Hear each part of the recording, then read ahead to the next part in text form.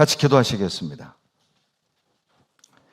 사랑이 많으신, 살아계신, 좋으신 우리 하나님, 주님을 등지고 어리석게 교만하게 죄 가운데 헤매며 살던 우리를 죽기까지 사랑해 주시고 십자가의 보혈로 단번에 구원해 주신 크고 놀라운 은혜를 인하여 감사드립니다. 구원해 주신 은혜 위에 은혜를 더하셔서 영생의 말씀이 증거되고 성령이 역사하시는 몸된 교회 안에 우리를 세우시고 인도하셔서 시마다 때마다 믿음의 교제와 생명의 말씀으로 우리의 갈 바를 알게 하시며 위로와 힘을 주심에 감사드립니다. 하나님 앞에 늘 부족하고 부끄럽고 연약한 우리 모습을 고백합니다. 붙잡아 주시고 우리를 늘 주장하여 주시고 인도해 주시옵소서.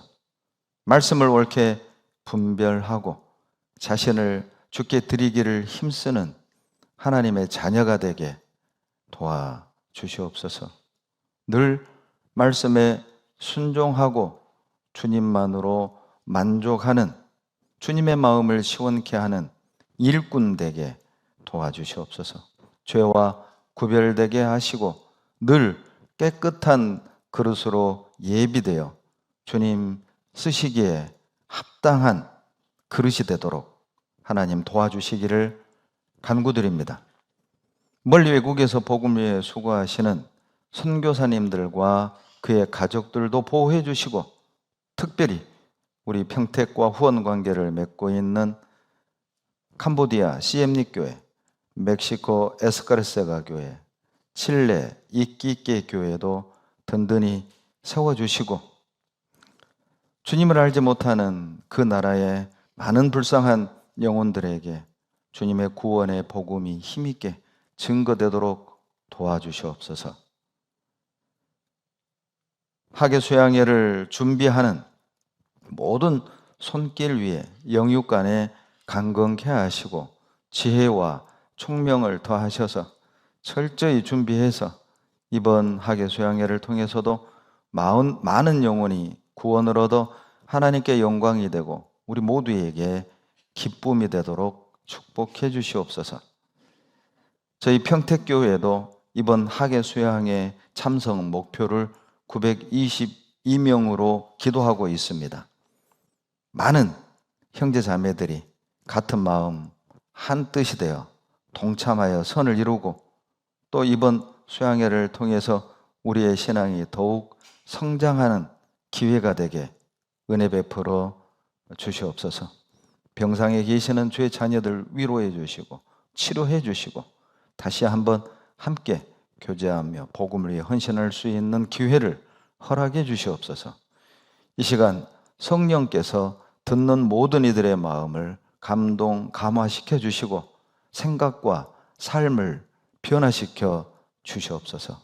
우리를 사랑하시는 예수님 이름으로 감사하며 기도드렸습니다. 아멘. 사도행전 11장을 찾겠습니다. 사도행전 11장 19절로 21절이 되겠습니다. 신약 207페이지입니다. 사도행전 11장 19절로 21절 같이 읽겠습니다. 때에 스데반의 일로 일어난 환란을 인하여 흩어진 자들이 베니게와 구브로와 안디옥까지 이르러 도를 유대인에게만 전하는데 그 중에 구브로와 구레네 몇 사람이 안디옥에 이르러 헬라인에게도 말하여 주 예수를 전파하니 주의 손이 그들과 함께 하심에 수단 사람이 믿고 주께 돌아오더라. 주일마다 그리스도인의 정체성에 대해서 우리가 함께 생각해 보고 있습니다. 그리스도인이란 어떤 사람을 그리스도인이라고 말하는가? 도대체 그리스도인은 누구인가? 오늘은 바로 전도편입니다. 그리스도인이란 간증 잘해서 이제 그리스도인이 되는 게 아니고 그리스도를 전하는 사람을 그리스도인이라고 하는 겁니다. 그리스도인이란 그리스도를 전하는 사람이라는 것이죠. 화가가 그림을 그릴 줄 모른다. 화가라고 할 수 없죠. 가수가 노래를 못 부른다. 그 가수라고 할 수 없잖아요. 영어 회화 선생님이 영어 회화를 못해요. 영어 회화 선생이라고 말할 수 없잖아요. 그리스도인이 그리스도를 전하지 않는다? 그렇다면 그 사람을 그리스도인이라고 말할 수 있겠습니까? 농사꾼은 만나면 농사 얘기죠. 이번 여름에는 어디에 무슨 약을 쳤네, 어떤 거름이 좋네. 농사꾼들이 만나면 그냥 농사 얘기인 거죠. 축구 선수들을 만나면 그냥 축구 얘기하는 겁니다. 그리스도인들은 만나면 무슨 얘기를 해야 될까요? 골프? 애완견? 주식? 코인? 부동산? 정치? 아니죠. 그리스도인들은 만날 때마다 그리스도에 대하여 말하는 것이 극히 정상인 거잖아요. 그게 아주 특별한 신앙이 아니라 그냥 지극히 정상인 거예요. 그리스도인이 사람을 만나면 내가 믿고 사랑하는 그리스도에 대하여 소개하고 그분에 대하여 말하는 건 그건 대단한 믿음이 아니라 그 미친 게 아니라 그게 지극히 정상인 거죠. 예수님에 대해 더 많이 생각할수록 예수님에 대해 더 말하는 것, 그거 정상이잖아요. The more you think about Jesus, the more you will talk about Jesus. 예수님에 대해 더 많이 생각할수록 예수님에 대해 더 많이 말하는 건 그건 당연한 거죠. 있는 게 나오는 거니까요. 내 관심사가 나오는 거잖아요.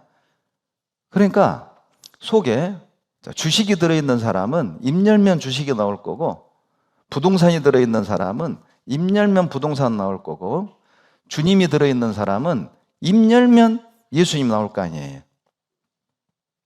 이건 정상인 것이죠. 자, 사도행전 7장에서 스데반 집사가 순교를 당합니다.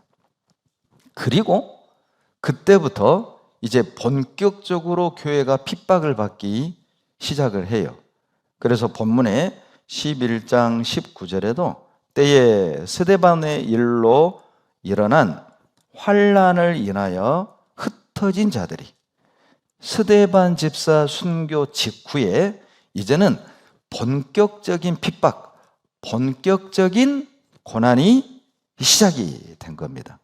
그래서 그리스도인들이 그 핍박을 피해서 여러 지역으로 베니게로도 흩어지고 구브로도 흩어지고 안디옥으로도 섬으로, 이 구브로가 섬이거든요. 시리아로 레바논으로 막 흩어진 거죠. 자, 그런데 19절에 보시면 흩어진 사람들이요, 자기가 살던 도시에서, 터를 잡고 살던 도시에서 이제 쫓겨나서 이사를 갔단 말이죠. 그러면 새로운 도시에 가면 먼저 삶의 터전을 잡는 게 먼저잖아요. 그러나 본문의 그리스도인들은 다른 도시로 흩어진 뒤 그들이 했던 것은 예수 그리스도를 전하는 것이었습니다. 19절에 전했다고 돼 있어요. 예수님을 전한 겁니다. 이사를 가면 터 잡고 먼저 생활의 안정을 얻는 것이 우선인데 초대교회 그리스도인들은 핍박받아 타 도시로 쫓겨나고 흩어지고 도망을 다니면서도 가는 곳마다 전도했다니까요. 전도 때문에 핍박받았고 전도 때문에 쫓겨났는데 도망 다니면서도 전도를 포기하지 않은 겁니다. 자, 왜 도대체 하나님은, 예를 들면 이 당시 그리스도인들이 죄를 짓다가 징계로 핍박을 받거나 징계로 흩어진다면 그래요, 우리 공감할 수 있죠. 그런데 죄 짓고 징계받아서 핍박받고 흩어진 게 아니에요. 복음 전하다가, 예수 그리스도를 전하다가 그들은 핍박을 받았고 온 지역으로 흩어졌다니까요. 왜? 도대체 왜 이렇게 충성되게 살고 열정적으로 사는 주님의 자녀들에게 핍박받는 걸 허락하실까? 이렇게 열심히 살고 충성되게 살면 이게 뭔가 육신적으로 좀 잘 되면 오죽 좋아요? 그런데 핍박을 받고 쫓겨다니고 흩어지게 하신 거예요. 왜? 왜 도대체 그걸 허락하신 걸까요? 답은 사도행전 1장 8절에 나옵니다. 사도행전 1장 8절에 부활하신 주님이 승천하기 전 제자들에게 마지막 부탁이죠. 예루살렘과 온 유대와 사마리아 땅끝까지 이르러 내 뭐라고요? 증인이 되리라. 분명히 주님이 부탁했잖아요. 이제 내가 승천하고 나면 너희들 온 유대와 사마리아 땅끝까지 이르러서 내 증인이 되라. 자, 그런데 스데반이 순교할 때까지 그들은 땅끝까지 이르진 않았어요. 땅끝까지 가지 않았다고요. 그냥 자기 생활권 주변에서 전도를 한 거죠. 그래서 하나님이 핍박이라는 방법을 통해서 자기 생활권에 머물러 있는 주의 자녀들을 땅 끝까지 흩어버린 겁니다. 사도행전 8장 1절을 보시죠. 사도행전 8장 1절. 사울이 그의 죽임 당함을 마땅히 여기더라. 그날에 예루살렘에 있는 교회에 큰 핍박이 나서 사도 외에는 다 유대와 사마리아 모든 땅으로 흩어졌죠. 흩어졌잖아요. 4절은 다 같이 읽겠습니다. 그 흩어진 사람들이 두루 다니며 복음의 말씀을 마치요. 어때요? 활활 타오르고 있는 장작더미를 큰 막대기로 후려치면 어때요? 불똥이 쫙 퍼지잖아요. 사방으로 퍼지잖아요. 충성되게 살고 주님 말씀에 순종하는 자녀들에게 왜 핍박을 허락하시는 걸까? 땅끝까지 이르러 증인되게 하시는 하나님의 방법이었던 것이죠. 신앙 때문에 핍박을 받고, 신앙 때문에 삶의 터전을 잃고, 신앙 때문에 흩어지고 도망 다니면서도 그들은 복음 전하기를 멈추지 않았다는 겁니다. 이 사도행전에 보면 어떤 것도 주의 자녀들이 복음 전하는 걸 멈추게 할 수 없었습니다. 사도행전 14장을 찾습니다. 사도행전 14장 19절입니다. 사도행전 14장 19절 20절을 같이 읽습니다.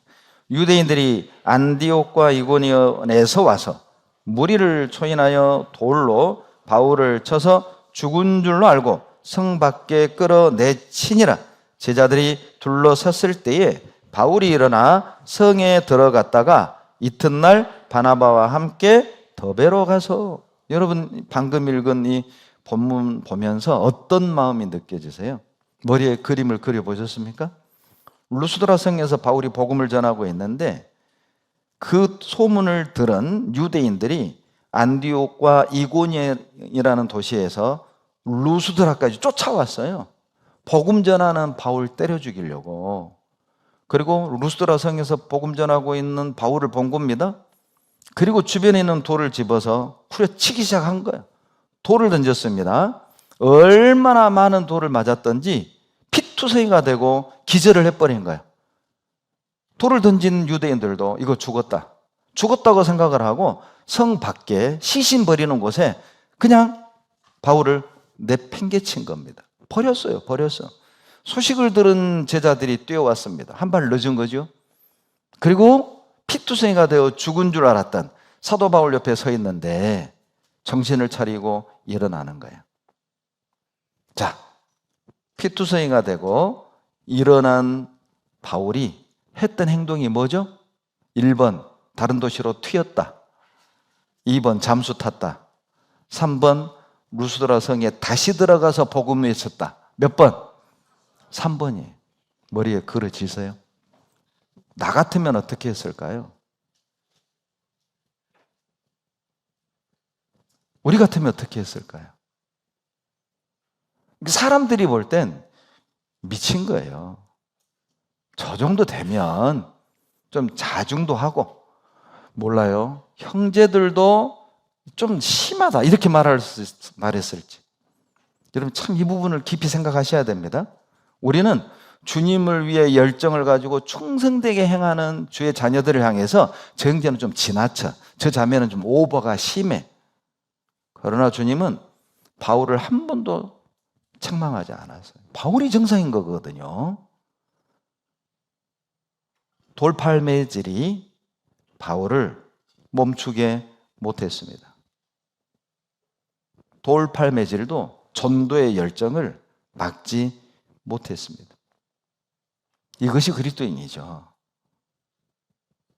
언제든지 어디서든지 어떤 상황에서도 그리스도를 전하는 사람을 그리스도인이라고 하는 거예요. 그리스도인이라면 전도를 멈출 수 없습니다. 사도행전 16장 24절을 찾습니다. 사도행전 16장 24절로 26절. 그가 이러한 영을 받아 저희를 깊은 옥에 가두고 그 발을 착고에 든든히 채웠더니, 26절까지 같이 읽죠. 밤중쯤에 되어 바울과 실라가 기도하고 하나님을 찬미하며 죄수들이 듣더라. 이에 호련히 큰 지진이 나서 옥터가 움직이고 문이 곧 다 열리며 모든 사람의 매인 것이 다 벗어진지라. 자, 빌립보에서 전도를 했습니다. 그러다가 또 매를 맞고 감옥에 갇혔어요. 이번에는 발에다가 수갑을 채운 겁니다. 족쇄를 채운 거예요. 그냥 수갑 찼다 이렇게 생각하시면 안 되고요. 이때 당시 착고는요, 얼마나 발에다가 꽉 조였던지 조금만 움직이면 그냥 피부가 벗겨지는 거예요. 전라도 말로 껍데기 벗겨져요.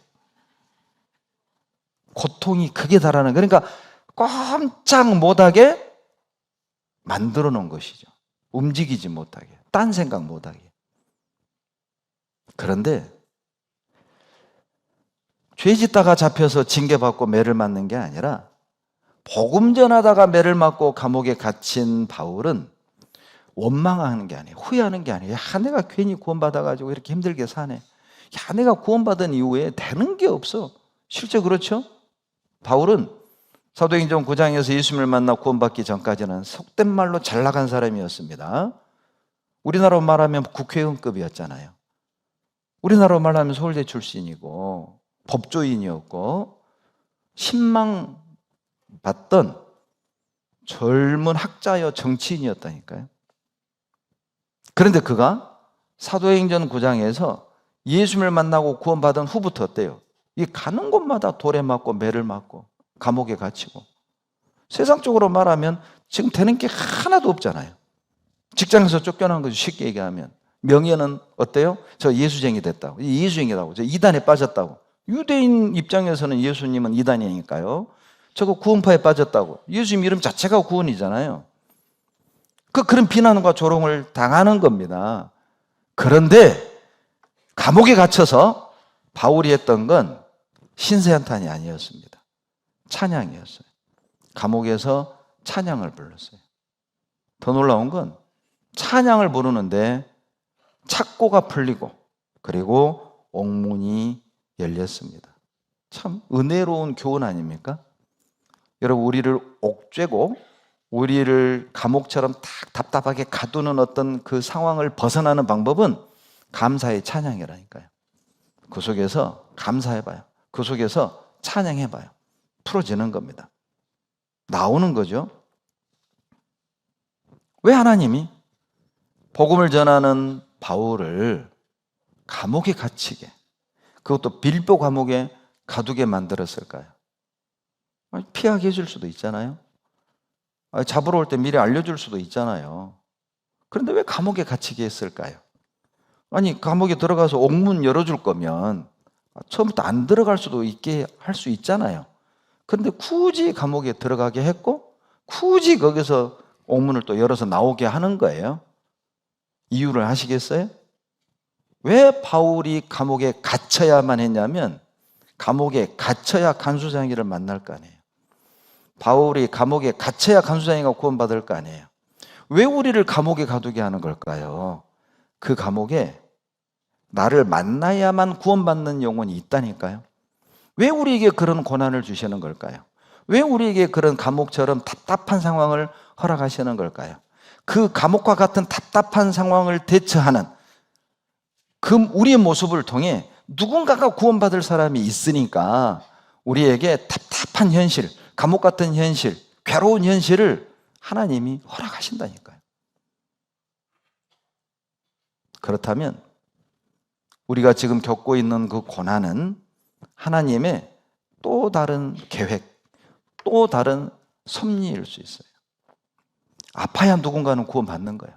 내가 아파야 누군가가 구원받는 거예요. 내가 감옥에 갇혀야 누군가가 구원받는 거예요. 내가 괴로워야 누군가가 구원을 받을 사람이 있으니까 하나님이 나를 아프게 하고 감옥에 갇히게 하고 답답하게 하고 괴롭게 허락을 하시는 거예요. 바울이 어디에서 찬양했습니까? 여러분 착각하지 마세요. 옥문이 풀린 뒤에 우와 옥문 열렸다 그때 찬양한 게 아니에요. 찬양하고 옥문이 풀렸다니까요. 즉 옥문이 열려서 찬양한 게 아닙니다. 감옥에서 나와서 찬양한 게 아니라니까요. 그냥 족쇄에 채인 상태로 착고에 매인 상태로 그냥 옥문은 닫힌 상태로 옥에 갇힌 상태로 그냥 찬양했어요. 여러분 최고의 전도법 고난 중에 찬양입니다. 그것이 최고의 전도법이에요. 누군가를 살리는 최고의 전도법이에요. 아플 때 찬양하세요. 힘들 때 찬양해봐요. 그것이 주님이 역사하고 드러나는 최고의 방법인 거죠. 여러분 도대체 무엇이 기적일까요? 감옥에 안 들어가게 하는 것이 기적입니까? 아니죠? 감옥에서 찬양하는 게 기적이죠. 주님은 우리를 통해 그런 기적을 주시기 원하는 거예요. 감옥에 안 갇혔다? 바울을 통해 주님이 드러날 리 없잖아요. 감옥에 갇혔는데 찬양을 하는 거죠. 이것이 기적이고 그 바울을 통해서 주님이 드러나고 영광을 받는 거예요. 그래서 때로는 우리가 돈도 잃고 건강도 잃고 내가 사랑하는 무언가를 잃고 내가 중요하게 여기는 무언가를 잃게 허락하시는 거예요. 때로는 손가락질도 받고 때로는 신앙 때문에 왕따도 되고 때로는 가족에게 무시도 당하고 말이죠. 자존심도 짓밟히고 말이에요. 신앙이 아니었다면 믿음이 아니었다면 저 사람들에게 내가 하등에 이런 대우 받을 이유가 없거든요. 내가 구원이 아니었다면 저 사람들하고 상종할 필요도 없었고 감히 저들이 나한테 저렇게 말하고 나를 저렇게 대우할 사람들이 아닌 거예요. 그런 수준의 사람들이 아니라고. 그런데 신앙 때문에 믿음 때문에 우리 십자가 때문에 무시도 당하고 조롱도 당하고 왕따도 당하고 왜요? 그래야 나를 통해 주님이 드러나니까. 그것이 기적이라니까요. 우리는 감옥에 안 갇히는 기적을 원하죠. 그런데 주님은 감옥에 갇혀서 찬양하는 기적을 요구하는 거예요. 주님이 그걸 원하는 거예요. 그리스도인이란 간증 잘하고 봉사 잘하는 사람이 아닙니다. 그리스도인이란 전도를 위해 살고 전도를 위해 죽는 사람이에요. 그 사람이 그리스도인이잖아요. 아니, 농사꾼이 어떤 사람입니까? 온통 이 떼약볕에 불법으로 약치로 그냥 온통 마음이 농작물에 가 있잖아요. 그 사람이 진짜 농사꾼 아닙니까? 벽시 베고 잔다고 하잖아요. 농사꾼은. 도대체 누가 그리스도인입니까? 주일만 잘 나오면 그리스도인입니까? 아니죠. 사도행전 20장에 그리스도인이 어떤 사람인지를 말하고 있어요. 사도행전 20장 24절에 나의 달려갈 길과 주 예수께 받은 사명 곧 하나님의 은혜의 복음 증거하는 일을 마치려 하면은 나의 생명을 조금도 귀한 것으로 여기지 아니하였노라. 이 사람이 그리스도인입니다. 하나님께 받은 사명, 하나님의 은혜의 복음 증거하는 일을 위해서는 목숨도 아까워하지 않는 그 사람이 진정한 그리스도인이죠. 바울은 전도를 위해서 모든 것을 걸었어요. 여러분, 이 세상에도요, 자기 목숨 거는 직업이 있잖아요. 자, 어떤 직업이 목숨 거는 직업입니까? 소방관, 또 군인, 경찰, 구조대, 뭐 이런 사람들 있잖아요. 그 얼마나 숭고합니까? 우리가 영웅이라고 부르잖아요, 그들을. 정말 그분들은 존경받아야 됩니다. 경찰, 소방관, 군인, 이분들은요, 존경받아야 돼요. 희생이죠. 여러분, 9.11 테러 때요, 수많은 사람이 죽었죠. 그 중에 소방관이 343명이 죽었어요. 2001년 9월 11일 테러 때.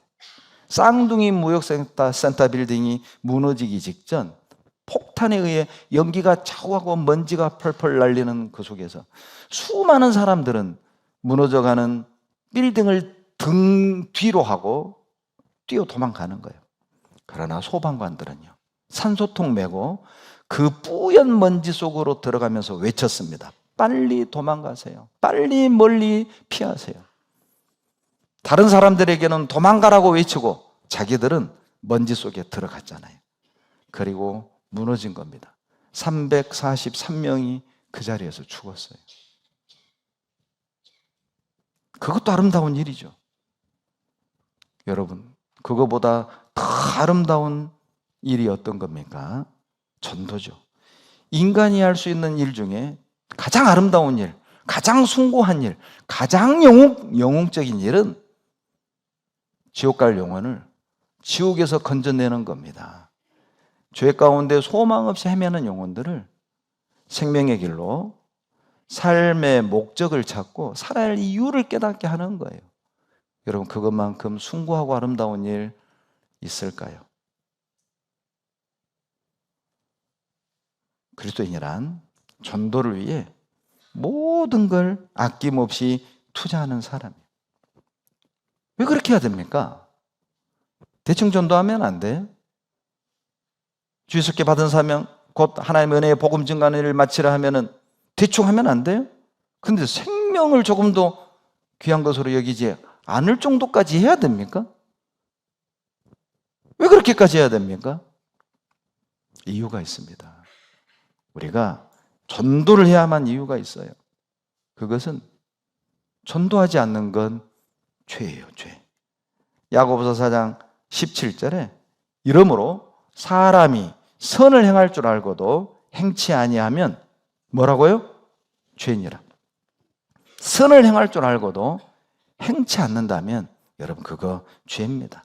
남의 것 훔쳐야만 죄가 아니라, 남의 것 뺏어야만 죄가 아니라, 남을 죽여야만, 해쳐야만 죄가 아니라 선을 행할 줄 알면서도 행치 않아요. 천국 가는 길을 알면서도 임을 다불어요. 왜? 바쁘니까. 나 먹고 살기 바쁘거든요. 나 먹고 살아야지. 누구 전도합니까? 그 시간 없어요. 그거 죄입니다. 여가 생활하기 바빠요. 내가 갖고 싶은 거 갖고 배우고 싶은 거 배우는 시간이 부족해서 지옥 갈 영혼들에게 외칠 시간이 없어요. 그것이 죄죠. 나는 왜 전도하지 않는 겁니까? 바빠서예요. 여러분, 우리 정말 전도할 시간 없습니까?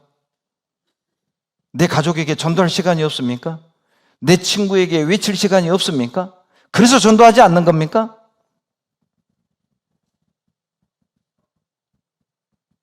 왜 우리는 전도해야만 합니까? 고린도전서 9장 16절입니다. 고린도전서 9장 16절.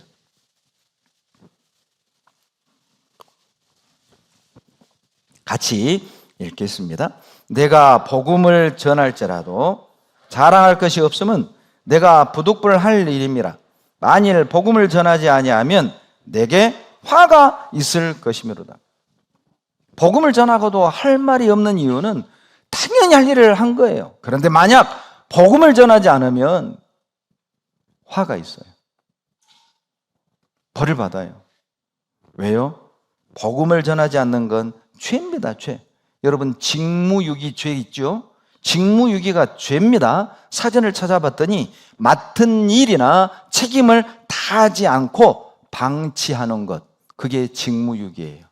당연히 해야 할 일을 하지 않고 책임을 져야 할 사람이 책임을 다하지 않아요.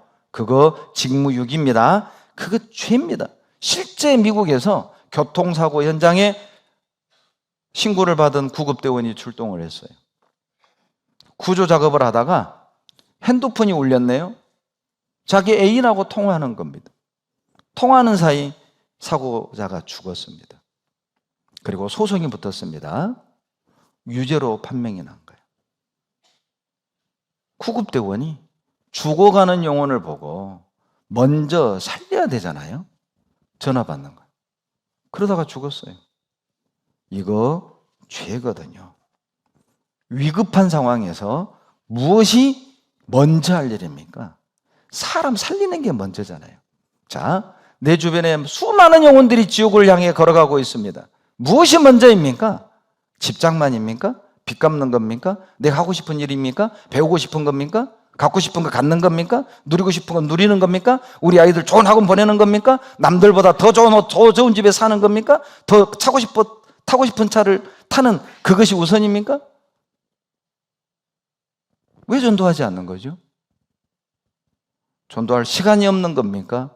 전도할 사람이 없는 겁니까? 왜 나는 전도하지 않는 건가요? 그리스도인이 짓는 죄 중에 가장 큰 죄는 전도하지 않는 죄입니다. 디모데전서 5장 8절을 찾겠습니다. 디모데전서 5장 8절.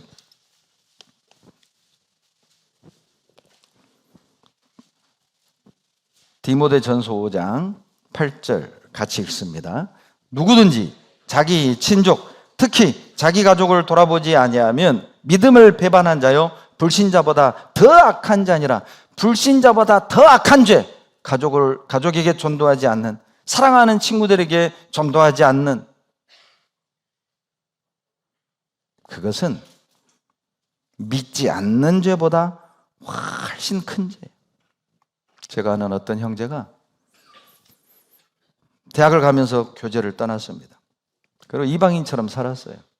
그러던 어느 날 친구하고 오토바이 타고 가다가 사고가 났고 그 자리에서 친구는 죽었습니다. 그리고 돌아왔습니다. 그리고 저에게 했던 말이 있어요. 제가 잊을 수가 없습니다. 목사님, 세상에서 가장 악한 사람이 누군 줄 아세요? 모르겠는데요. 접니다. 왜 형제가 세상에서 가장 악한 사람입니까?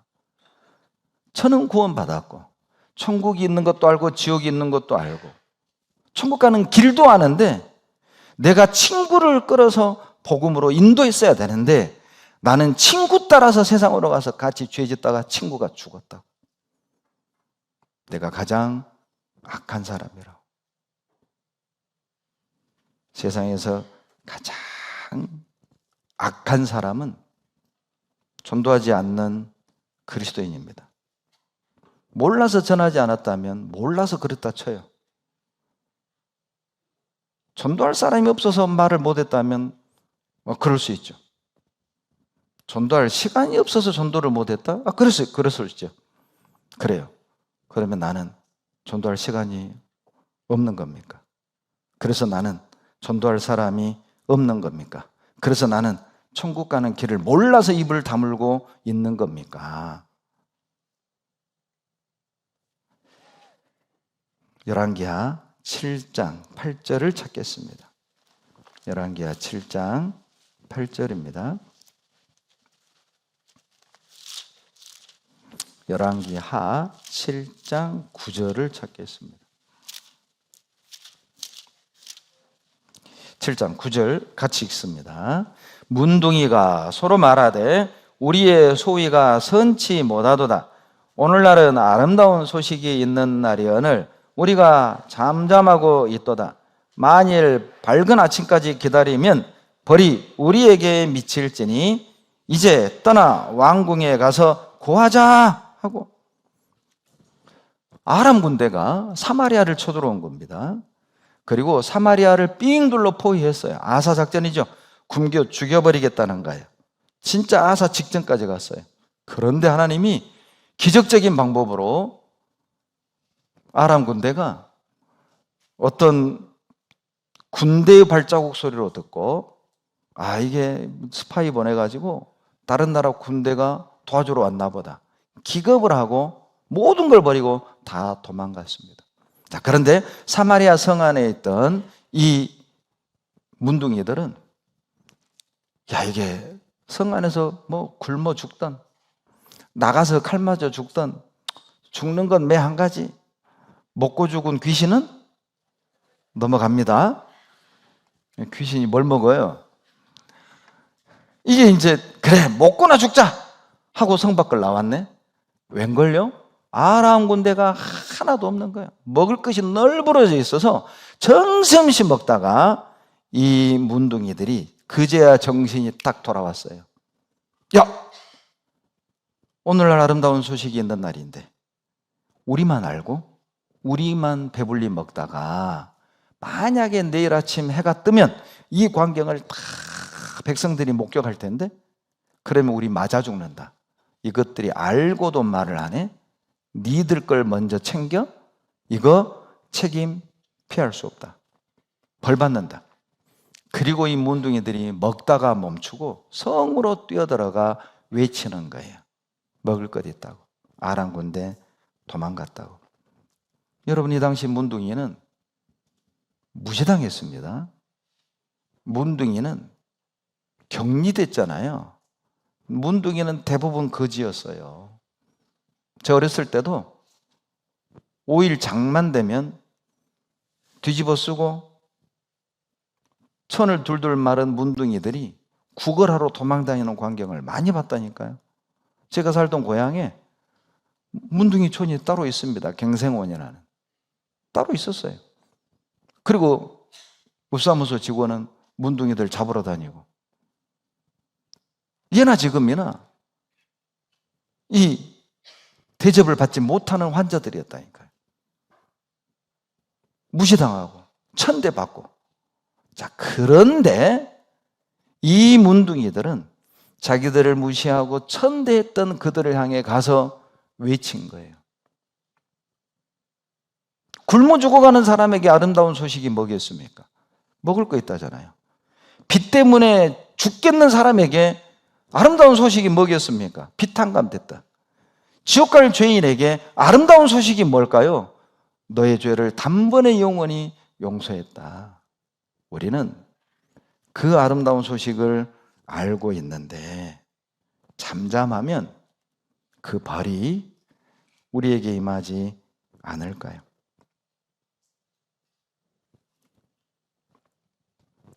세상에서 가장 쓸모없는 사람 누구일 것 같아요?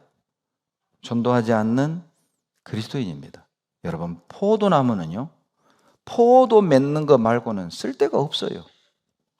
포도나무에서 포도 따먹는 거 말고 포도나무로 농을 만들 수 있어요? 가구를 만들 수 있어요? 농이나 가구나 같은 말이네요. 그러니까 포도나무는 포도 따는 것 말고는, 불쏘시개 말고는 쓸데가 없어요. 그리스도인은 전도하지 않는다면 아무짝에 쓸모가 없어요. 이사야 56장 10절에 그 파수꾼들은 다 소경이요 다 무지하며 벙어리 개라. 이 개가 벙어리요. 집 지키라고 개를 한 마리 갖다 놨는데 도둑이 담 넘어오는데 이 개가 도둑을 보고 꼬리를 흔들고 막 좋아해요. 짖질 않아. 그리고 주인만 보면 하고 막 멍멍 지어요. 여러분, 이게 어떻게 해야 됩니까? 그냥 팔아야 돼, 팔아야 돼. 팔아야 돼. 쓸데없잖아요. 여러분, 짖지 않는 개, 벙어리 개를 어디다 씁니까? 전도하지 않는 그리스도인이 이 세상에 살아야 될 이유가 뭡니까? 전도하지 않는 그리스도인이 존재의 이유가 뭡니까? 전도하지 않는 그리스도인은 하나님이 보실 때 전혀 쓸모없는 거예요. 너는 돈이나 벌어. 너는 이 땅에서 먹고 살기나 해. 필요 없지요. 짐승처럼 사는 거예요. 죄송합니다. 짐승은 먹을 거 있고 짝 있고 집 있으면 끝이잖아요.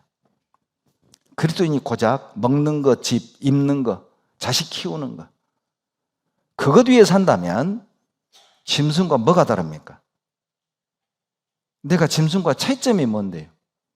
우리는 영원한 것을 위해 사는 사람들이죠. 우리는 그리스도를 위해 사는 사람들이죠. 우리는 그리스도를 전하는 사람들이에요. 마지막 시대 그리스도인들은 너무 전도 안 합니다. 잘 먹고 잘 살면 누릴 게 많아서 전도하지 않고, 먹고 살기가 힘들면 먹고 사는 게 바빠서 전도하지 않아요. 우리는 다양한 전도하지 않는 합당한 이유를 가지고 있어요. 나름 전도하지 않아도 되는 핑계거리를 우리는 다 하나씩 가지고 있습니다. 그런데 놀라운 건 주님은 다 하신다는 겁니다. 나는 이래서 저래서 전도 못한다고, 우리 부모가 고집이 세고 불교가 강하고 유교가 강하고 그래서 전도 못한다고, 아직 때가 아니어서 전도 못한다고 우리는 그렇게 말하지만 정작 하나님은 알아요. 왜 전도하지 않는지, 왜 입을 열지 않는지 그 진짜 이유를 주님은 알고 계셔요. 잠언 24장 11절로 12절에 너는 사망으로 끌려가는 자를 건져주며 살육을 당하게 된 자를 구원하지 아니치 말라. 내가 말하기를 나는 그것을 알지 못하였노라 할지라도 마음을 저울질하시는 이가 어찌 알지 못하시겠으며 마음을 통찰하시는 이가 내 영혼을 지키시는 이가 어찌 알지 못하시겠느냐. 우리는 나 그거 몰랐는데요. 그 친구가, 내 가족이 나 그렇게 빨리 죽을 줄 몰랐는데요. 나 그렇게 될 줄 몰랐는데요. 나는 그것을 알지 못하였노라. 내가 전도 안 하려고 안 한 게 아니라 이러이러한 사정 때문에 내가 전도 안 한 거예요, 하나님. 그런데 주님은 말합니다. 마음을 저울질 하시는 이가, 우리 마음이 어디로 기울어있는지를 아셔요. 통찰하지 못하시겠느냐? 영혼을 지키시는 이가 어찌 알지 못하겠습니까? 왜 말하지 않는지 압니다. 왜 전도하고 있지 않은지를 압니다. 때로는 미워서, 부모가 미워서, 나를 힘들게 해서, 내 자존심 상하게 해서 전도하지 않는지도 아시고, 세상 욕심이 너무 지나쳐서 그냥 돈, 일, 예수 이름 구하지 아니하고 다 자기 일만 구하는 가운데 외치지 않는 것도 아셔요. 그러나 우리는 말합니다. 하나님, 나도 전도하려고 했는데 내 사정이 이랬어요. 마음을 저울질 하시는 이가 어찌 통찰하지 않겠습니까? 어떤 전도자가 말합니다. 내 인생에 있어서 가장 힘든 일이 있었다면 그것은 교회당 의자에 앉아있는 사람들의 입을 열도록 하는 일이었다. 저도 공감합니다. 설교자가, 전도자가 가장 힘든 일이 뭔지 아세요? 앉아있는 사람들의 입을 열어 외치게 하는 거예요. 이렇게 외쳐도 외치질 않아요. 이렇게 설교해도 전도 안 해요. 이렇게 설교해도 다 자기 일상으로 돌아갑니다. 가장 힘든 일입니다. 가장 이해되지 않는 일이죠. 구원 받았는데 전도하지 않는다. 천국 있는 걸 아는데 전도하지 않는다. 지옥 가는 걸 아는데 전도하지 않는다. 바빠서, 미워서, 자존심 때문에. 도대체 이해 안 되는 불가사의한 일이죠. 지옥 간 영혼 중엔 그들이 믿지 않아 지옥 갔고, 그들의 죄 때문에 지옥 갔고, 당연하죠. 그런데요, 그들 중에는 내가 전도했다면 구원받을 영혼도 있지 않을까요? 그들이 아무리 고집이 세고 그들이 아무리 악할지라도 내가 입을 열었다면, 내가 전도했다면 천국에 가 있을 영혼이 진짜 있지 않을까요? 지옥 간 영혼 중에는 내가 전도하지 않아서 지옥 간 영혼도 있다니까요. 에스겔 22장 찾습니다. 에스겔 22장 30절. 에스겔 22장 30절. 같이 읽겠습니다. 이 땅을 위하여 성을 쌓으며 성 무너진 데를 막아서서 나로 멸하지 못하게 할 사람을 내가 그 가운데서 찾다가 얻지 못한 거로, 하나님이 저 사람을 심판하지 못하도록 나를 좀 막아주라. 내가 저 사람을 심판하지 못하도록 누가 나를 좀 막아주라. 찾는데 없어요. 하나님의 진노를 막을 사람이 없어요. 하나님의 심판을 막아줄 사람이 없어요. 그래서 이 사람들은 망해서 지옥 간 거예요. 만약 하나님의 심판을 딱 막아서는 사람이 있었다면, 하나님이 때리려고 할 때 딱 막아서는 사람이 있었다면 그 사람은 살았을 거란 말이죠. 그 사람은 멸망하지 않았을 거란 말이에요. 내가 전도했다면 멸망하지 않을 사람도 있는 겁니다. 내가 전도했다면 심판을 피할 사람도 있는 거라고요. 예루살렘은 그들의 죄가 악해서 망한 것도 있지만, 그러나 궁극적으로는 의인 한 명이 없어서 망한 겁니다. 하나님이 예루살렘에서 의인 한 명만 있어도 심판하지 않겠다고 했잖아요. 예레미야 5장 1절입니다. 예레미야, 에스겔 앞에 있죠. 예레미야 5장 1절입니다. 구약 1057페이지. 예레미야 5장 1절 같이 읽습니다. 너희는 예루살렘 거리로 빨리 왕래하며 그 넓은 거리에서 찾아보고 알라.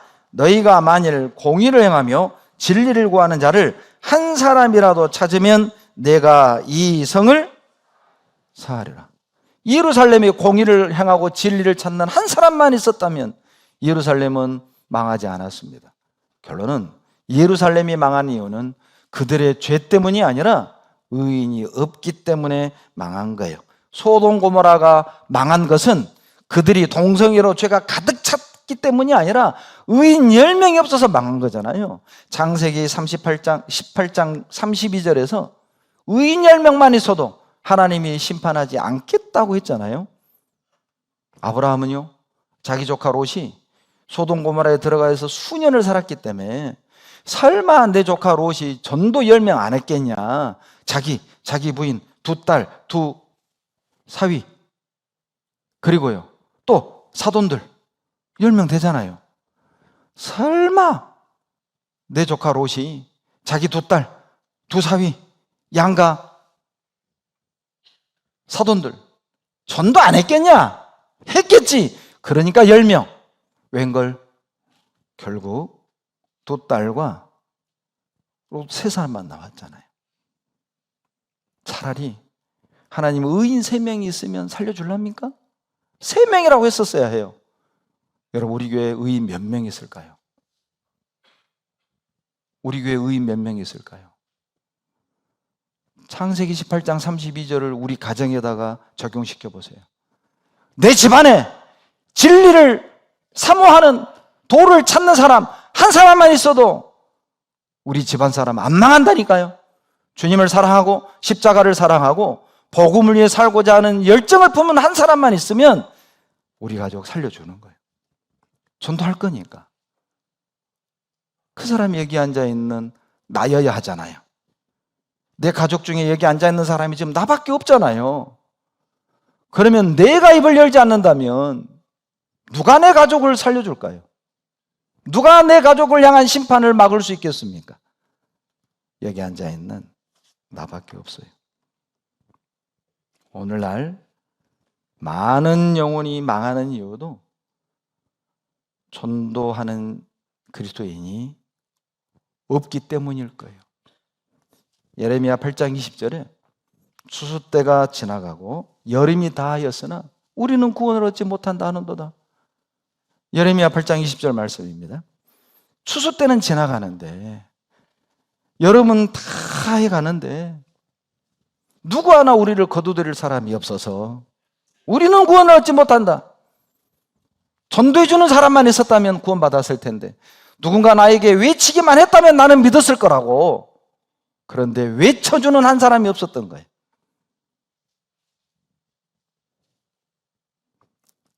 마틴 윌러라는 독일의 목사가 있습니다.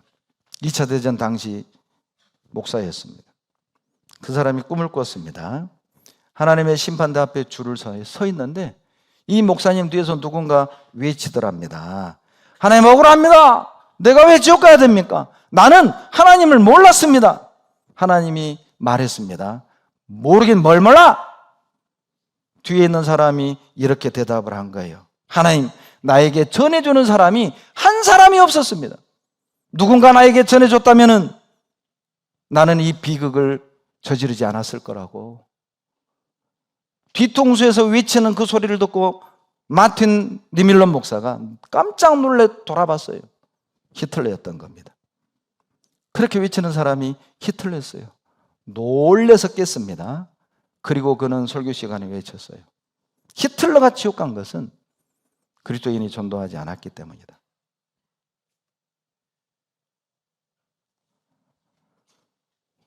전해주는 사람만 있었다면 그렇게 살지 않았을 텐데. 왜 우리는 전도해야만 합니까? 왜 다른 사람들이 볼 때 미쳤다는 말을 들을 정도로 우리는 전도해야 됩니까? 왜 우리는 타협을 하면 안 되죠? 그냥 시간 될 때 하고 싶은 일 다 하고 난 뒤에 여건 되면 전도하고 자기를 위해 돈 다 쓰고 남은 것 복음을 위해 쓰고 왜 우리는 그렇게 하면 안 되죠? 이유가 있습니다. 천국과 지옥이 진짜 있으니까요. 그래서 전도해야 하는 거예요. 그래서 우리는 시간을 내야 하고 그래서 우리는 복음을 위해 어떤 것도 아낌없이 던져야 되는 거예요. 왜요? 지옥이 있으니까요. 천국이 있으니까요. 우리 알잖아요. 우리 믿잖아요. 우리 믿잖아요.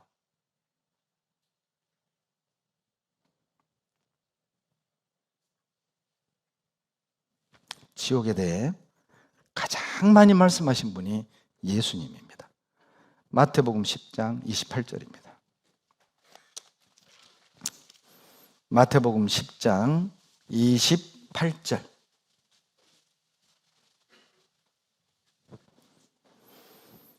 마태복음 10장 28절입니다. 같이 읽겠습니다. 몸은 죽여도 영혼은 능히 죽이지 못하는 자들을 두려워하지 말고 오직 몸과 영혼을 능히 지옥에 멸하시는 자를 두려워하라. 지옥에 대해서 가장 많이 말씀하신 분이 예수님이라니까요.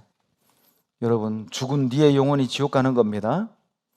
어떤 사람들은요, 아이고 하나님은 사랑의 하나님이니까 지옥 그런 거 안 만들었다고. 거짓말입니다. 사랑의 하나님이기 때문에 지옥을 만든 거예요. 여러분, 쓰레기통은 돈 넣으려고 만든 게 아니에요. 쓰레기 넣으려고 쓰레기통 만든 거죠. 교도소는 일반 사람 가두려고 만든 게 아니에요. 죄수들을 가둬야만 일반 사람들이 안전하게 사는 거죠. 지옥은요, 사람 보내려고 만든 게 아니에요. 마귀 보내려고 만든 거라니까요. 만약에 지옥이 없다면 전도할 필요 없습니다. 지옥이 없다면 여기 앉아 있을 필요 없습니다. 지옥이 없다면 그냥 여러분 하시고 싶은 대로 살면 돼요. 지옥이 없다면. 지옥을 알려주고 하나님을 두려워하게 하는 것은 여러분 그건 아주 정상적인 전도법이에요. 가끔 전도하다 보면 이 교회는 맨 겁준다고 막 망한다고 막 해고로 불질러 버린다고 하고 막 지옥 던져본다고 하고 막 일을 막 한다고 하고. 이 교회는 성경에 그렇게 좋은 말이 많은데 왜 겁주냐? 왜 억지로 믿게 하냐? 그분은 성경도 하나님의 능력도 알지 못하기 때문에 오해하는 거예요. 여러분, 지옥을 가장 많이 말씀하신 분이 예수님입니다. 마태복음 10장 28절에 몸은 죽여도 영혼은 지옥에 멸하지 못하는 자들을 두려워하지 말고 몸과 영혼을 능히 지옥에 멸하시는 자를 두려워하라! 이렇게 외치는 건 성경적인 전도법입니다. 예수님이 그렇게 전도하셨습니다. 의사가 진단을 해서 암이 발견됐습니다. 이 암이 얼마나 심각하고 무서운지를 환자에게 알려주는 건 의무예요, 의무. 암을 발견하고도 의사가 말하기를 괜찮아요. 그냥 평소대로 돈 벌고 놀러 다니고 술 마시고 담배 태우고 열심히 사세요. 인생은 그런 거예요. 그냥 괜찮아요. 돌팔이죠. 무지한 거예요. 의사가 암의 심각성을 알려주는 것은 여러분 치료하고자 하는 의지를 강하게 만들어주는 거예요. 지옥에 대한 경고, 하나님의 심판에 대한 두려움을 알려주는 것은 자기가 믿어야 되고 교만한 마음을 꺾는 최고의 방법인 거예요. 겁주는 게 아닙니다. 겁 줬다면 겁 먹었어야죠. 겁 안 먹었잖아요.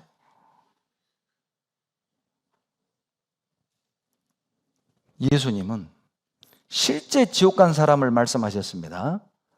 그럼 누가복음 16장에 부자와 거지 나사로 얘기 나오죠.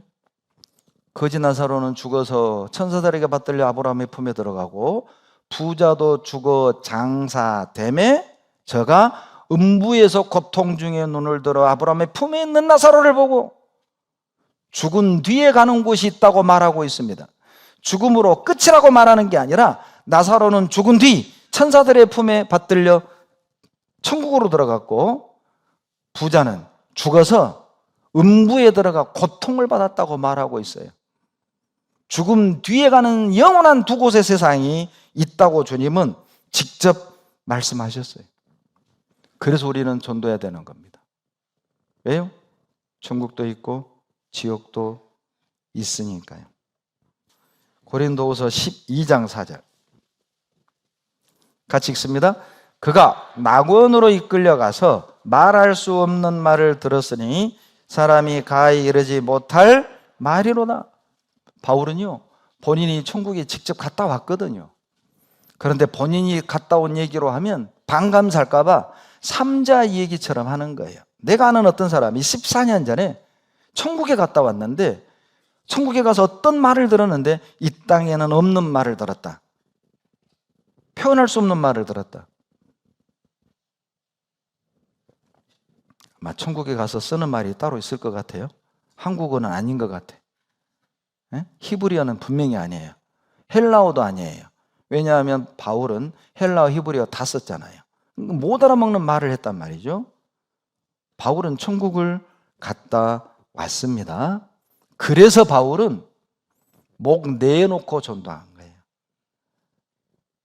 40에 하나 감암매를 여러 번 받고 돌에 맞고 태장에 맞고 강의 위험, 바다의 위험, 거짓 형제의 위험, 동족의 위험, 먹지 못하고 자지 못하고 헐벗고 굶주리고 그 상황 속에서도 바울은 전도를 멈추지 않은 이유가 뭡니까? 천국 봤잖아요. 이걸 봤는데 어떻게 멈춥니까? 저 사람들이 몰라서 돌을 던지고 저 사람들이 몰라서 매를 때리는데 기분 나빠서 이런 대접 받기가 분해서 내 전도 안 해? 그건 천국을 본 사람은 불가능해요. 천국을 본 사람은 어떤 대접, 어떤 환경에서도 전도할 수밖에 없습니다. 여러분, 만약 이 시간 하나님이 1분만 천국을 우리에게 보여준다면요, 아마 우리는 이 땅에 살 마음 없을 겁니다. 아마 지금 내 집 장만하려고 막 노력하는 그것 마음이 바뀔걸요. 만약에 이 땅에 땅을 열어서 하나님이 지옥을 1분만 보여준다면 여기 앉아있을 사람 없을 겁니다. 아마 친정으로 본가로 자기 가족에게 친구에게 뛰어가지 않겠어요? 보는 것처럼 삽시다. 보는 것처럼 믿읍시다. 바울이 그 엄청난 고난과 핍박을 받으면서도 돌에 맞아 죽은 것처럼 돼서 버림을 받았는데 피범벅이 된 얼굴로 일어나서 다시 성에 들어가 복음을 전할 수밖에 없는 이유였어요. 봤잖아요. 천국 봤잖아요. 왜 우리는 전도해야만 됩니까? 예수님의 명령이거든요. 마가복음 16장 15절에 또 가라사대 너희는 온 천하에 다니며 만민에게 복음을 전파하라. 이것은 명령이에요. 전하고 싶으면 전하고, 형편되면 전하고, 바쁘면 하지 말고, 여건되면 전하고, 상황이 아니면 말고, 듣는 사람 호응이 좋으면 하고, 듣는 사람들이 너를 자존심 상하게 말하면, 기분 나쁘게 말하면 입 다물고, 그게 아니죠. 온 천하에 다니며 만민에게 복음을 전파하라. 이건 명령입니다. 구원을 계획하신 성부 하나님께서 성자들을 이 땅에 보내셔서 구원을 이루시고, 성령 하나님께서는 성자 하나님이 이루신 그 복음을 우리에게 깨닫도록 도와주시고, 이제 구원받은 주님의 자녀들은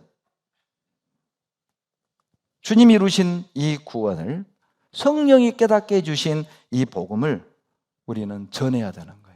하나님은 구원을 계획하셨고, 예수님은 구원을 이루셨고, 성령은 깨닫게 하시고 우리는 전하는 겁니다. 그때 하나님이 역사하는 거예요. 에스겔 3장 17절로 18절입니다. 에스겔 3장 17절 18절. 에스겔 3장 17절 18절 같이 읽겠습니다. 인자야, 내가 너를 이스라엘 족속의 파수꾼으로 세웠으니 너는 내 입의 말을 듣고 나를 대신하여 그들을 깨우치라. 가령 내가 악인에게 말하기를 너는 꼭 죽으리라 할 때에 내가 깨우치지 아니하거나 말로 악인에게 일러서 그 악한 길을 떠나 생명을 구원케 하지 아니하면 그 악인은 그 죄악 중에서 죽으려니와 내가 그 빚값을 내 손에서 찾을 것이요. 17절에 세웠으니 밑줄 그어보세요. 여러분, 하나님이 오늘날 이 가정에 나를 세우고, 오늘날 이 평택교회 나를 세우시고, 오늘날 그 직장에 나를 세우셨어요. 어쩌다가 우연히 이 가정을 이룬 게 아니라, 어쩌다가 우연히 내가 이 직장을 얻은 게 아니라, 어쩌다가 우연히 평택교회 나온 게 아니라니까요. 하나님이 지금의 가정으로, 하나님이 지금의 직장으로, 하나님께서 지금 평택교회로 나를 세우셨어요. 왜요? 왜 나를 여기에 세우신 겁니까? 나를 만나야만 구원받을 수 있는 가족이 가정에 있고, 동료가 직장에 있고, 내 손길이 필요한 형제자매들이 여기에 있으니까 하나님이 지금의 가정, 지금의 직장, 지금의 교회로 하나님이 나를 세우신 거예요. 나를 만나야만 구원 얻을 사람이 분명히 있는 겁니다. 우리 이렇게 생각해 보면 어떨까요? 내가 지금 만나고 있는 그 사람에게 그가 알고 있는 유일한 그리스도인일 수 있다는 것. 그렇다면 그 사람에겐 내가 유일한 기회잖아요. 내가 만나는 이 직장 동료가 이 사람이 알고 있는 유일한 그리스도인이 바로 나라면, 내가 입 다물면 이 사람은 지옥 가는 겁니다. 그들을 만났을 때 그 시간이, 그 만남이 그 사람이 구원받을 수 있는 마지막 기회, 마지막 만남이라는 사실을 기억합시다. 내가 마지막 기회일 수 있습니다. 그 사람에게. 그때가 마지막 시간일 수 있는 것 아닐까요?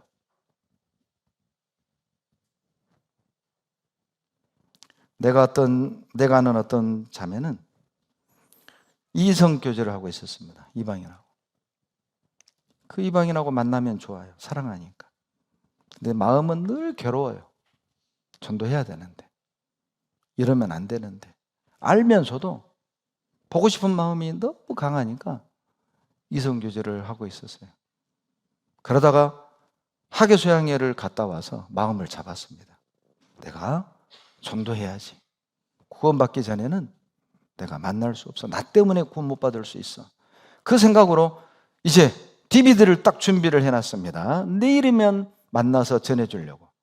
그런데 오늘 전화가 왔어요. 교통사고로 죽어버린 겁니다. 이 청년 자매가요, 완전히 무너져 버렸어요. 그리고 구원받은 가족들의 간절한 기도와 사랑으로 다시 회복을 하고 지금 충성되게 쓰임받고 있습니다. 마지막 시간일 수 있습니다. 내가 그에게 마지막 사람일 수 있습니다. 왜 우리는 전도의 모든 것을 걸어야 합니까? 죽어가는 영혼을 살리는 유일한 방법이기 때문에 그래요.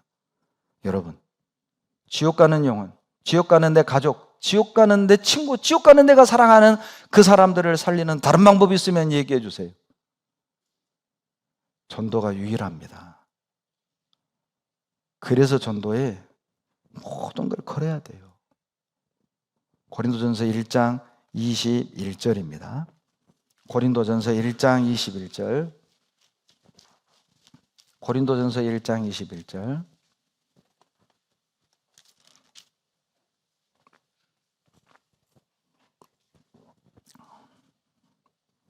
(1장 21절) 같이 읽습니다. 하나님의 지혜에 있어서는 이 세상이 자기 지혜로 하나님을 알지 못하는 거로 하나님께서 전도에 미련한 것으로 믿는 자들을 구원하시기를 기뻐하셨도다.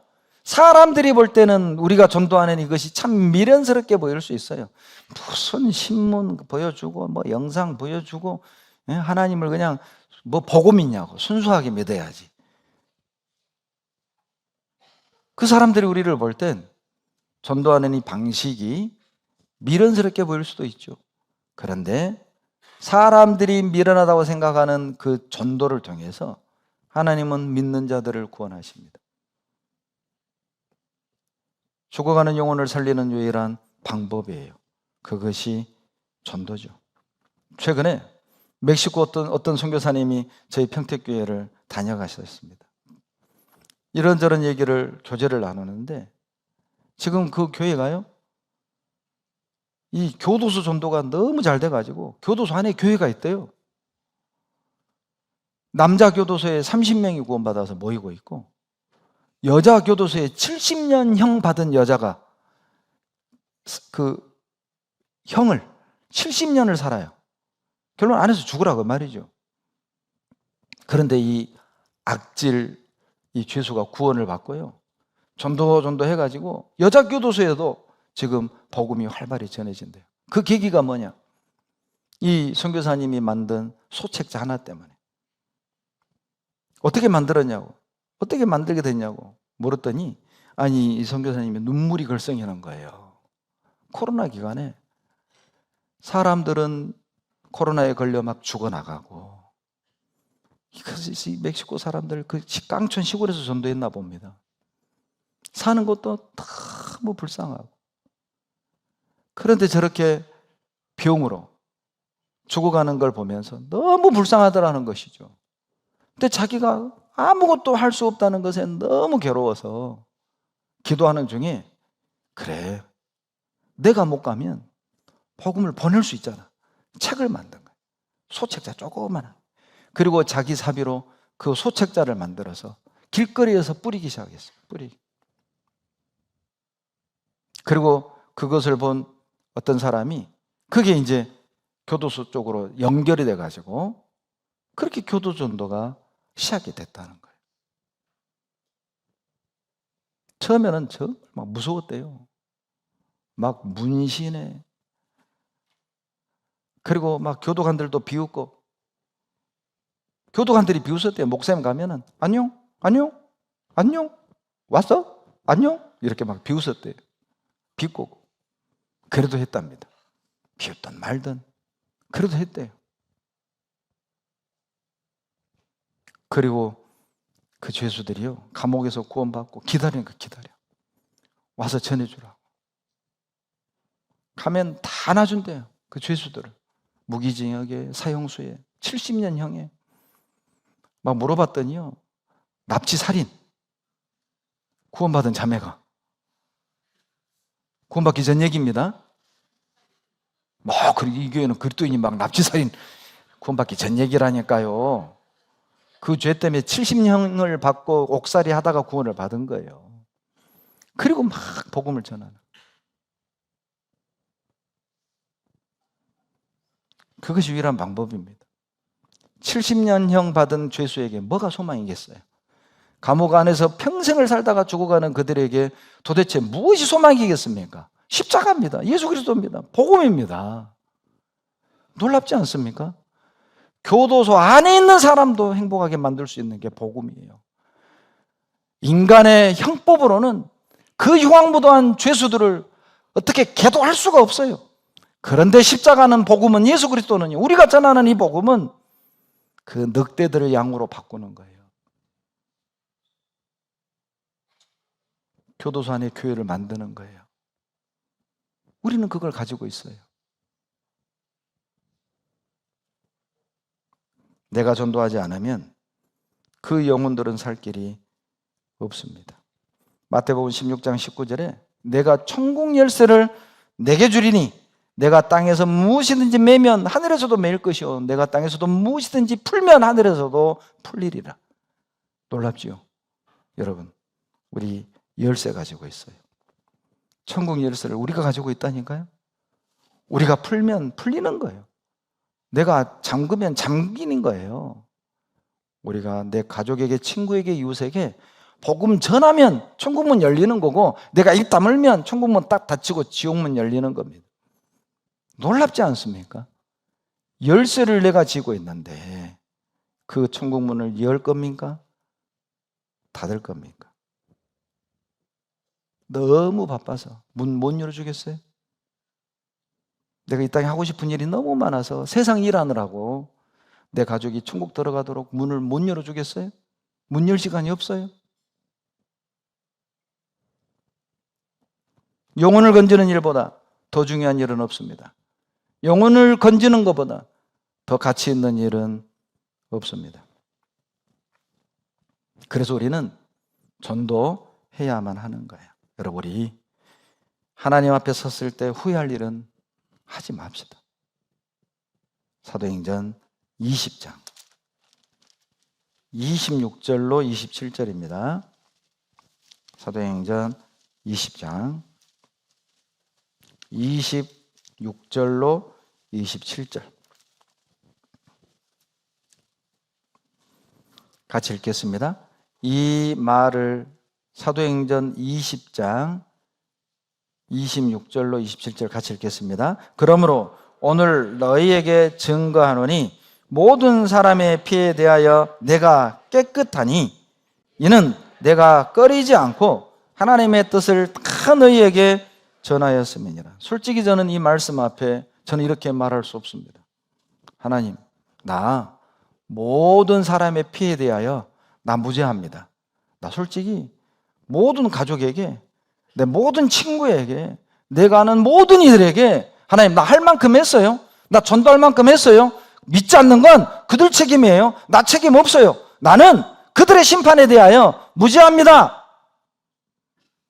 저는 이렇게 말 못합니다. 여러분은 할 수 있습니까? 하나님, 나, 내 직장 동료들, 내 가족들, 내 친구들에게 나 할 만큼 했어요. 나는 최선을 다해서 전도했어요. 나 책임 없어요. 나 거리끼는 거 없어요, 하나님. 이렇게 말할 수 있습니까? 지구상에 10명 중 9명이 예수 그리스도를 모르고 있습니다. 지구상 인구 3분의 2는 복음을 듣지 못하고 있습니다. 지구상의 3분의 1은 복음을 가르쳐 줄 사람이 없는 곳에 살고 있습니다. 나는 책임 없습니까? 거리가 멀고 민족이 다르니 나는 책임 없습니까? 예루살렘과 온 유다와 사마리아 땅 끝까지 이르러 내 증인이 되리라. 이 말씀을 들었다면 이제 책임이 생겼어요. 이 말씀을 안다면 이제 내 책임이 된 겁니다.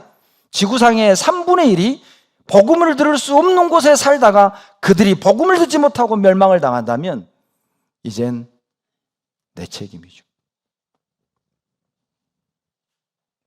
내가 그곳에 갈 수 없다면 누군가는 보내야 하고 누군가가 거기를 간다면 우리는 그들을 도와야 되지 않겠습니까?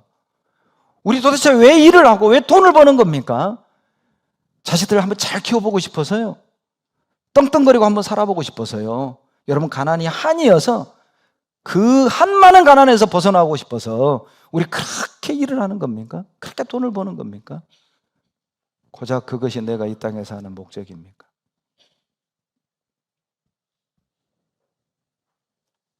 윌리엄 모덴이라는 그리스도인이 있습니다. 1904년경 사람입니다.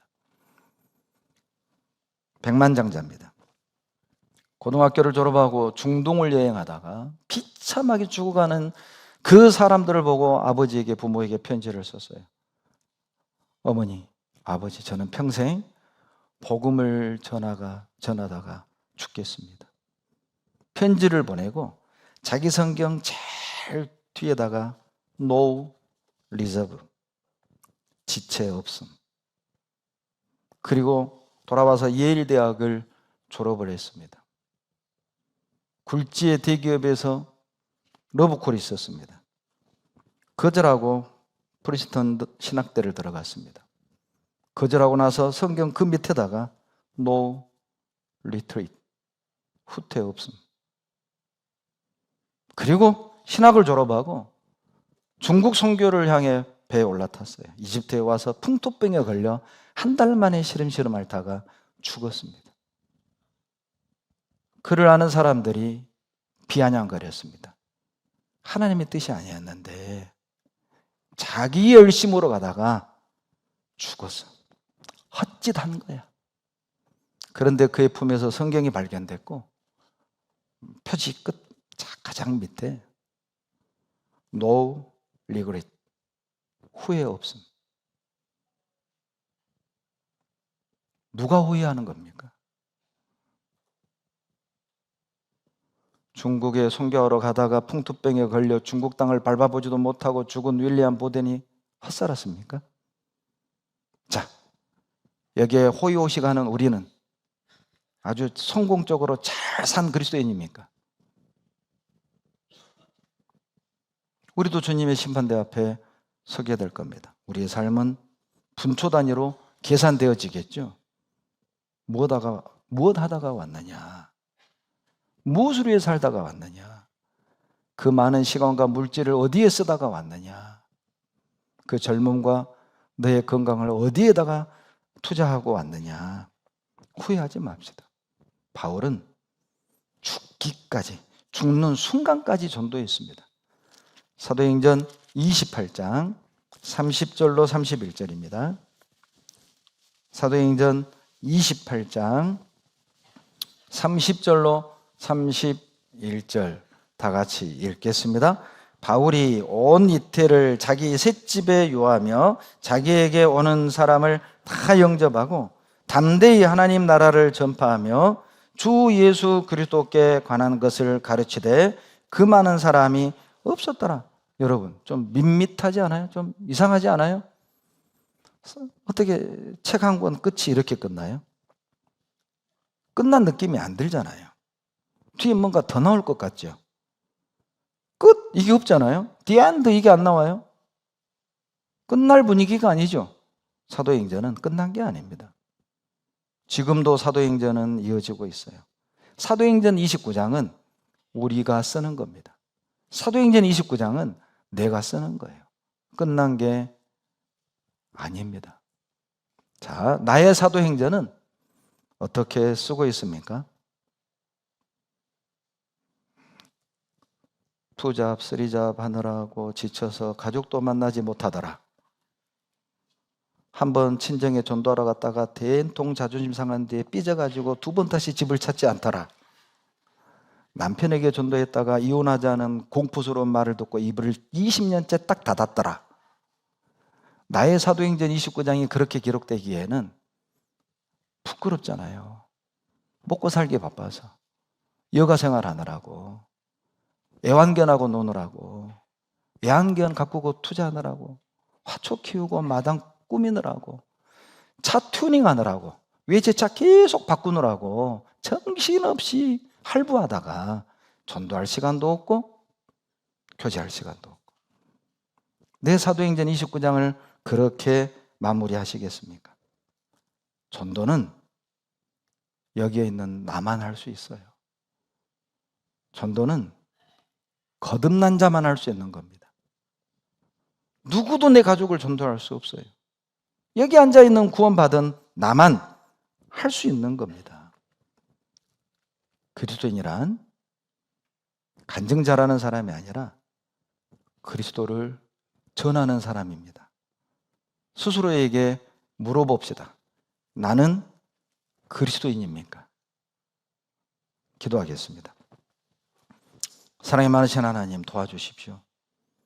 이제 핑계를 버리고 입을 열어 담대히 외칠 수 있게 도와주십시오. 내일부터 있을 오전 집회 많은 영혼 구원 얻게 도와주시고 하계 수양회 922명 우리 기도 제목 이룰 수 있도록 역사해 주시옵소서.